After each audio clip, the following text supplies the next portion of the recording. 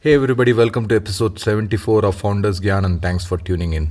This week we have another special guest on the show. He's Aditya Lalwani, the founder and CEO of StartupWiz.in, a startup that provides a wide range of services to other startups. Our topic for the day is how to deal with early entrepreneurial struggles. Do check out foundersgyan.com/EP74 for the show notes for links to all that we discuss about on the show. Without further ado, let's get started.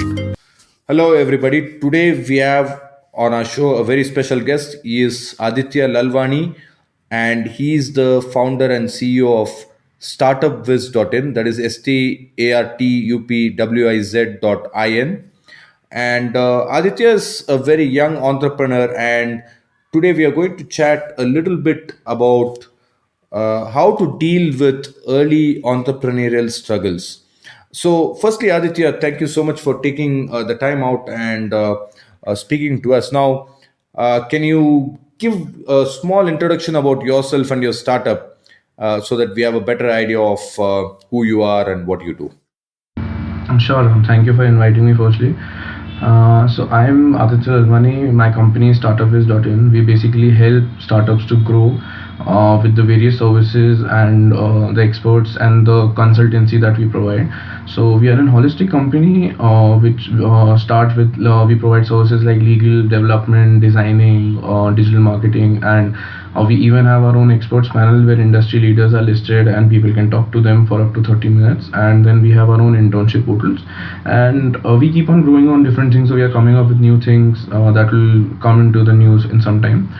In my personal context, I am just 20 right now. I started this company when I was 19. It's been 8 months for me right now. I am a third year student at HR college in Mumbai, and I belong to Bhopal, that is I'm MP, so I'm not a person from Mumbai. So I think that's a brief introduction about me. Okay, great. So Aditya, so obviously you're one of the breed of young entrepreneurs who are coming up in this country, and it's great to see and meet people like you who are young and you have the passion and the fire. Now, the topic that we have chosen for the day is dealing with early entrepreneurial struggles, and I'm sure as a student. You must have faced a lot of challenges. So I think it's great that we have decided to talk about this because I think you would be. This is something that's very close to your heart. So now, firstly, let's define early entrepreneurial struggle. So, what stage are we talking about when we say early, and what are the types of struggles that we are talking about? I mean, could we elaborate a little bit on that to give a bit of context to our listeners? Sure. So basically, when you talk about early entrepreneurial struggles, so basically, when you see about whatever the stages are there in entrepreneur, these are all hypothetical stages where people just say that these are stages to just define exactly where they're standing. So when you talk about early entrepreneurial struggles, so I would say the first one would be the ideation level, and the second one would be the execution level. So you can divide these into two stages.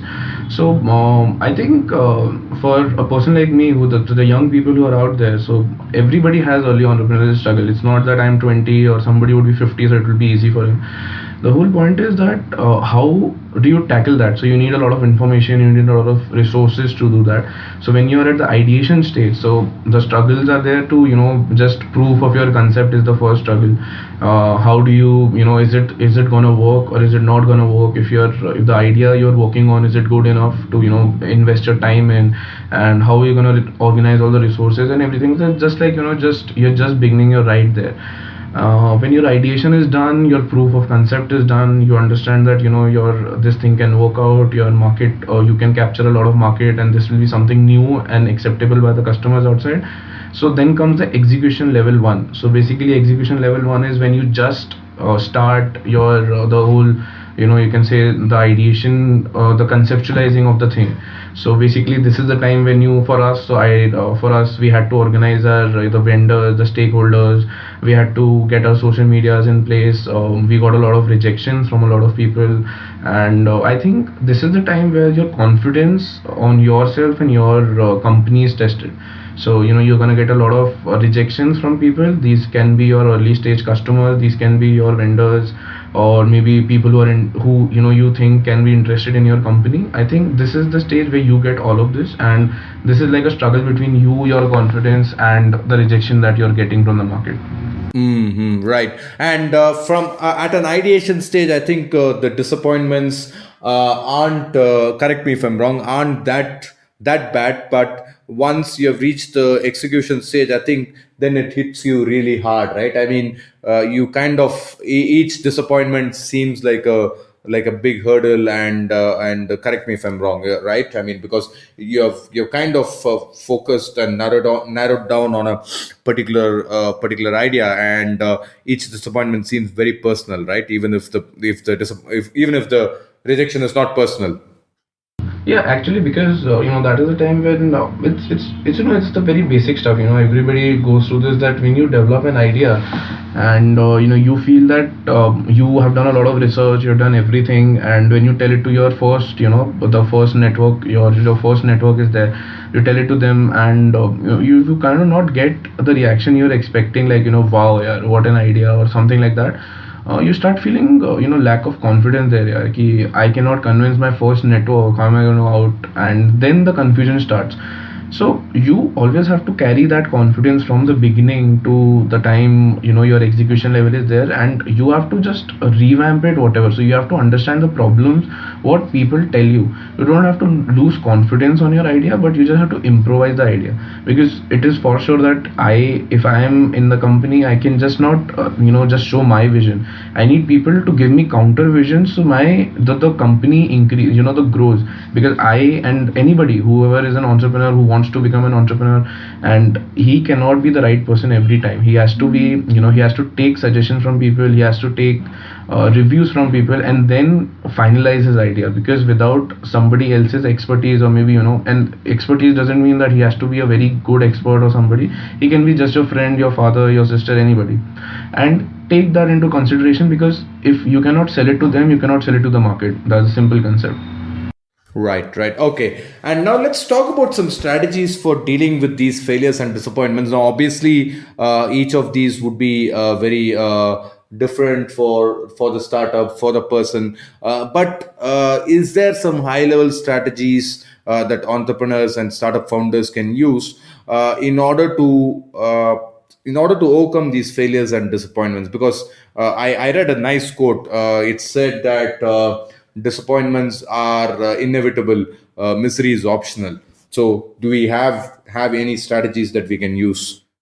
So basically, Ram, yeah. So if I tell you my personal thing, what I have observed at this stage, you don't particularly have a strategy. It's like you just jump into the sea, and whether without proper precautions.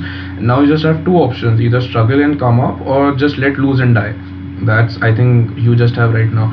And I mean by that is that it's just a it's getting your head at point. I can just go inside the sea, start crying about that, that was his mistake, it was that mistake, this happened, that happened. Or rather, I can just keep my head strong, think about how to sail and get up on the the top of the sea, and get out of that problem. So I think what I mean with this is that at this stage, there's just one strategy should be there, is that you have to keep your head always strong. You cannot let this rejections, and the people telling you false thing about your company, or negative review about your company, let into the way that we're gonna fail or disappointment. See, failures and disappointments are gonna be every time. It's not that this stage, if I go in any other stage that you grow, the failures are gonna be every time, disappointments are gonna be every time. And if you are, if you have a fear of those things, then I think you are not the right material, basically. So you just have to always think about possible ways to come out as a winner from every failures and disappointment, and that is the right strategy you should have. That you have to somehow take out a solution of everything that is there. You just cannot, if you just started, you just cannot sit, cry about it, or you feel that I am a disappointment, or we just failed. It's just a part of everything, and it's just not entrepreneurship, it's just basic life structure, that you're gonna get a lot of failures and disappointment. So your head is the first thing you need to keep in control always.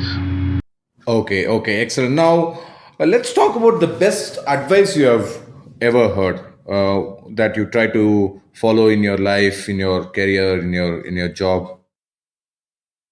So basically, it's not something that I've heard, but it's something that I've framed in myself. That it's just because that is what I've seen people. So I have met a lot of entrepreneurs. I have met a lot of people, and because we just had investment panel before, and now we are not working on that. I had a good connection with a lot of investment bankers and all of these people who are close acquaintances with me.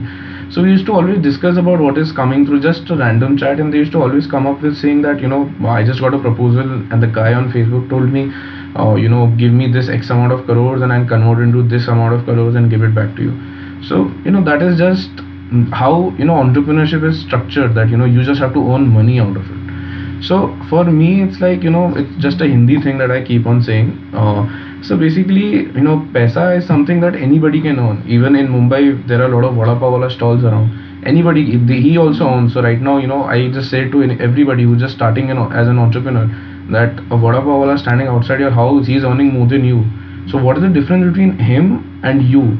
He is just selling because he wants to earn money. You are selling because you have to always focus on your brand. That vada pav wala can only be famous, say, in an area, or maybe max can go up to the different areas of the same city.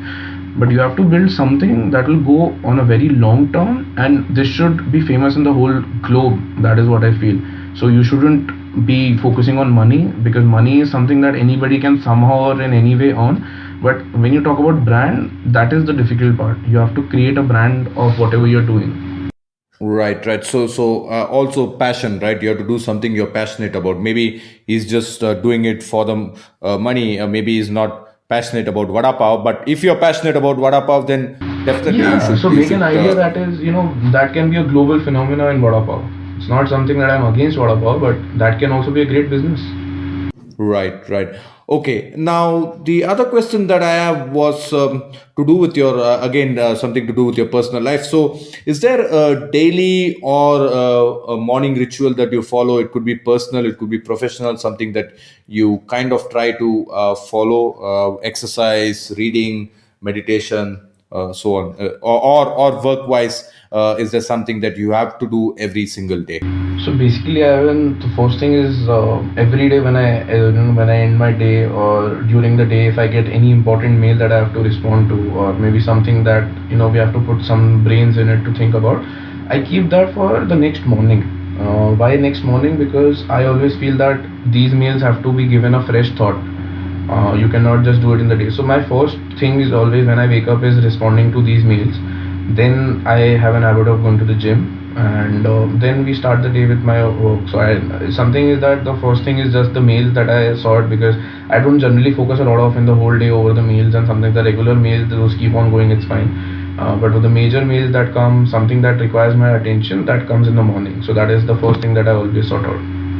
Okay, but it's not that day's mail; it's the previous day's mail, right? Yes, I focus on You're previous thinking days so about, that, yes. yeah, you have enough time to think about it overnight, and Not particularly, yeah, but overnight thinking is not particularly the reason. The particular reason is that I need to give it a fresh thought. That is my first reasoning for this.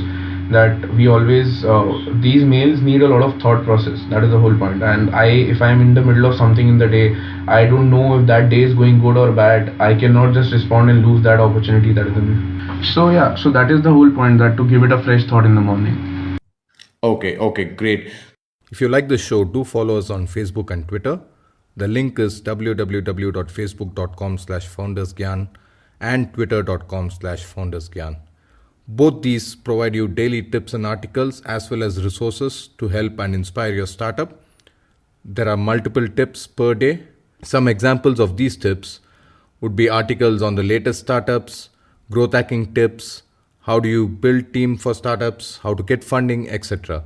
So don't forget facebook.com/foundersgyan and twitter.com/foundersgyan.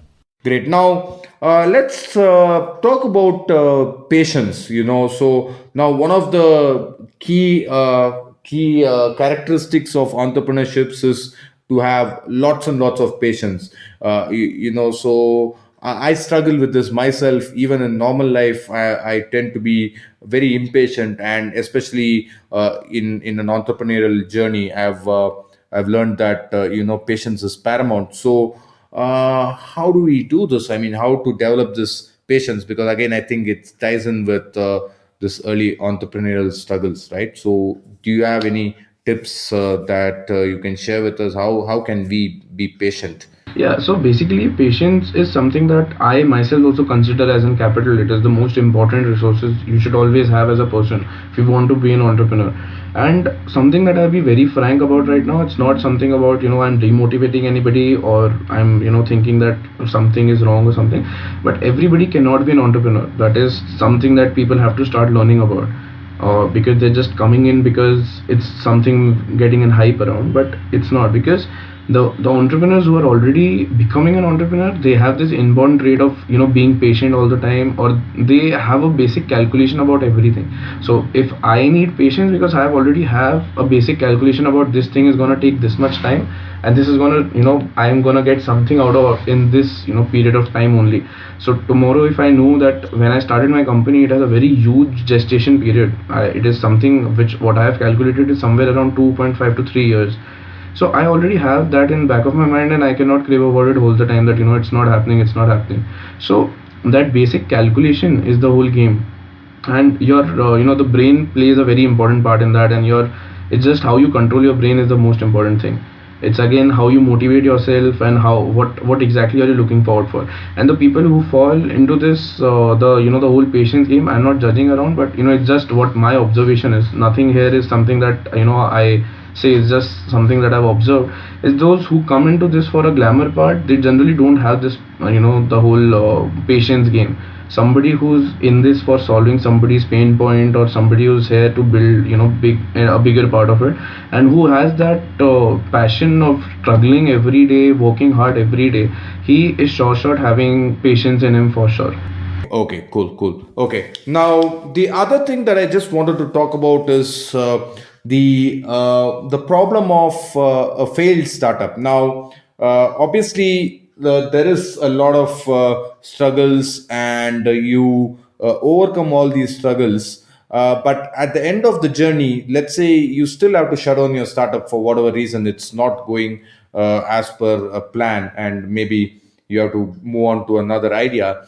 Now, isn't that kind of going to reflect on your next startup? Maybe you might be less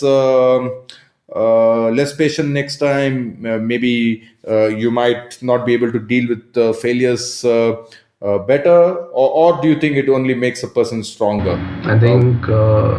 I think now on contrary, if I fail, I'll come back in a very bigger manner next time with more resources and with all the faults that I've already learned. So this will be like a new game for me, which is already. So it's like every journey or a failure is it's just a learning. It's not about failure or success. It's just a learning. As it correctly said that you either get successful or you learn. So failure is not an option. So you always you'll come back in a bigger manner whenever you fail, or it's just a learning for you, and the learned version will always be stronger than the last version. So I don't think it is anybody who's who has a failed startup, and who wants to come back with a new startup, and he thinks that my last startup was a failure, and I should be more impatient. I don't think I have ever seen a person like this. And failure is something not only into entrepreneurship, it's just the nature of life. So nobody knows if they will wake up tomorrow morning or not, yet they go to school today, they dream, they educate themselves to get a better job, or they plan their future or something. So they still do it, right? It's not, they don't know if they're going to wake up tomorrow. So it's just a basic thing. You don't know tomorrow you're going to start, you will be working in your startup, or your startup is going to be fail, but you have to keep on working on it. And whatever, if you're starting a new one or you have a failed startup, you always have to keep on going, because you cannot halt yourself on that. Okay, okay, excellent, excellent advice, Aditya. I think you hit the nail right on the head. Now, this is a kind of a strange question, because we are talking about overcoming and dealing early entrepreneurial struggles. So, what is your worst entrepreneurial moment and the lessons you learned from it? Okay. So basically, my worst entrepreneurship moment, I think I still face it a lot, is that I'll be very frank about it. When I go into the market, or when I see my competitors, I still feel them, there's a lack of something that is called, I'm very young right now. This, if you see in certain way, it is good, but on a different scale, when you see where market judgment happens, so they feel that a younger person will have lack of experience. So I think that is where I fear something. That is the only point. But when I see those people, and now I am not that, I used to be really fearing about all of this, that I'm gonna fail, because they have, I see people who have come from US, UK, all of these, their education background, all this PhDs, PG, whatever they have done, all IIMs are there, IITs are there, and they've come from whatnot, Oxford and everything, and they're standing here, becoming my competition in a certain way.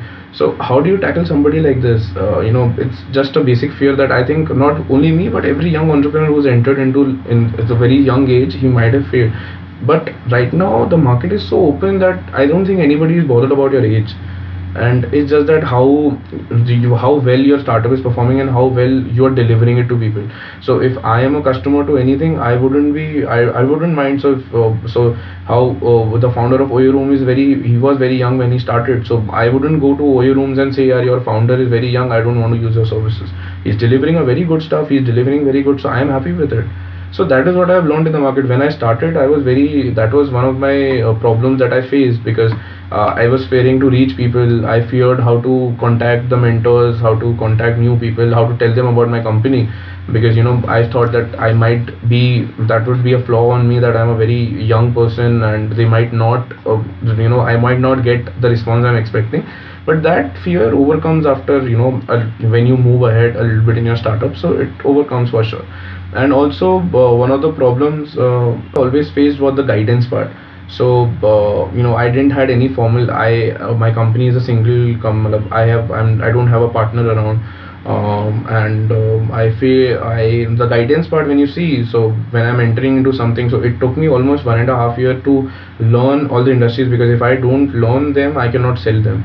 So 1.5 year it took me to learn all of them, and yet the guidance part was something that I failed. And I have the problem is, I have entered into zones, I think, which I shouldn't have entered, where I got a lot of misguidance, and I couldn't understand, that these people are not the right people, they are just trying to use me somehow. I think that is a very bad, so you can say, market habits that are happening, that if you are a young entrepreneur or somebody who's entering young, so it's not about 19 or 20, I'm talking about people who are at least 25, 30 also. If they are they cannot, if they do not have a right guidance, so I think the experts or the leaders in the industry, they should be more focused on guiding them, rather than trying to earn something out of it. I think that should be the natural call of the experts, and I think that is something that I failed at a huge part. Okay, okay, excellent. And I think one of the key things earlier you were saying is you feared a lot, and so a lot of the so obviously people misguiding you is not in your hands, but I think you yourself fearing is something that every entrepreneur needs to overcome, right? I mean, most of the fear is your own imagination, right? It's not a real fear, like you said, Oyo rooms and yourself.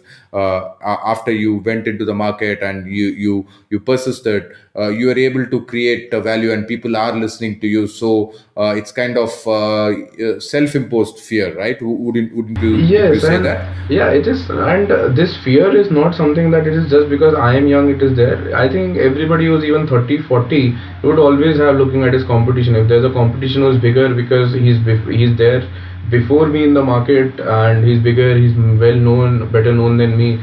So I would of course fear him, but that fear is not, that not scared wala fear. It's something that a competition fear is there, and everybody has it. It's not something that only I have. I think everybody has it, and everybody has their own different ways to overcome that. So it is something that you have to take it out from yourself. It is not something that anybody will tell you or teach you, or anybody will come and give it to you. Yeah, ki, this is the competition. Okay, now you can go ahead with this. So it is something that is just imposed by yourself, and you have to overcome it by yourself. Okay, okay, excellent. We just have a couple of final questions now. Are there any tools or resources, books that you can recommend to our budding entrepreneurs? Do you read a lot? Would you like to recommend any books? I am actually not a book person basically, but generally this is something that I actually learned basically, you can say. So everything is getting digitalized, if you see, and there is nothing that is not available. if I'm not a book person, but I'm very good at watching videos, I'm very good at listening to podcasts, and I listen to a lot of podcasts. So I changed those books into my videos. So you find a lot of videos where some people are narrating the whole book about it, or maybe only the authors themselves are narrating, and those videos are on YouTube. Those are all 2-3 hours long videos. I watch them to learn what they're giving. I am not actually a book person. I really don't get that attraction with the books. So for example, there's a book called Startup 2.0 by Kai Kawasaki. I'm a huge fan of him. I tried. I have all the books of him. I tried reading those, but I think I failed in those by after 12-13 pages. But I actually wanted to know what is inside, because it was very interesting.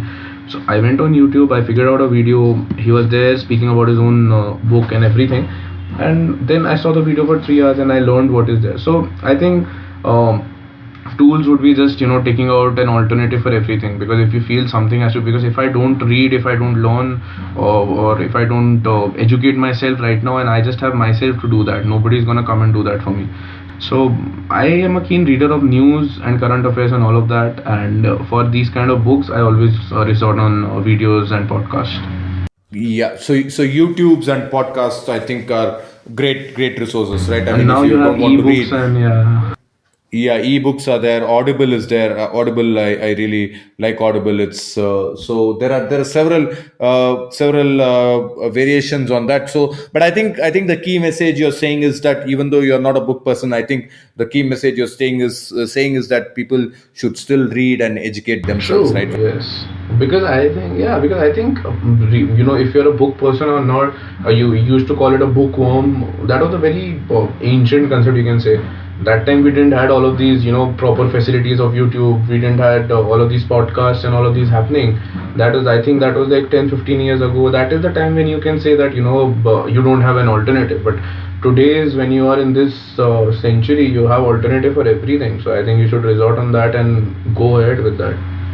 Okay, excellent. So I just have one final question, Aditya, and before we move on to that, I just want to understand how can our listeners be in touch with you. Obviously, they can go to your website startupwiz.in and check out your services. But you are a young entrepreneur and you have a startup that is helping other startups. So I'm sure you would love to be in touch with other entrepreneurs, would be founders, etc. So what is the best way to reach out to you? I that the most active way I am is the LinkedIn part. They can always contact me on LinkedIn, or otherwise they can always write me an email. I make sure I reply to almost all my emails. I can be found out at aditya@startupwiz.in. So these are the two ways they can formally connect with me properly. Okay, excellent. I will also add the your LinkedIn handle on the show notes page. So with that, we'll move on to the final question. So before that, Aditya, thank you so much for your time, and it was great information, very valuable. I think very relevant to all startups, big or small, early or late. I think the things we talked about is very common to all the startups. So I think there was some great advice there. But having said all that, if none of the advice would air and only one gyan from your side would air, because this is founders gyan, so so if there's only one gyan that would air, what would that be? It could be a repeat from something you've said earlier, or could be completely new, but only one gyan. What's your one gyan to the listeners out there? Yeah, my one gyan will, the always thing would be never fear anybody or anything. Whatever you do, whatever you think, whatever you see has a solution. There is nothing in this world which doesn't have a solution. It's just that you have to think it through. So always, the one thing is that never fear, because if you fear, you're gone there only. If you have any fear for anything, you're just over there only. But you have to overcome your fear, and there are means to overcome your fear. That is the solutions to whatever you're fearing, and I think that is the one gyan that I can always give.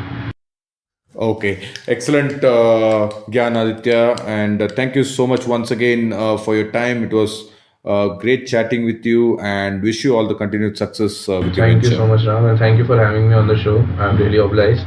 Thank you, and all the best to you as well. That's it for today, folks. Hope you found this episode both useful and interesting. I'll see you all next week with yet another founder and an interesting topic of discussion.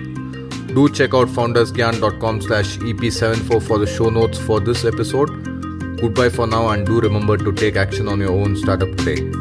Thanks for listening, and good luck on your own startup adventure.